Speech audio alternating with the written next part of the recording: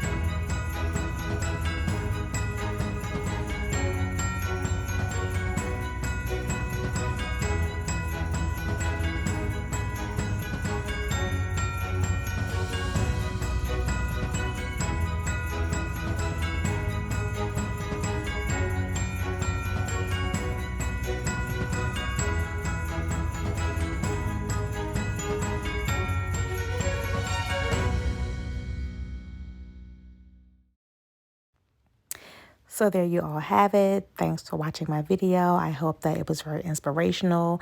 It did help me see my progress through the year, and it also helped me to see just where I want to concentrate my sewing efforts and my skill set into 2023 as I'm sitting around thinking about all of my sewing plans for next year.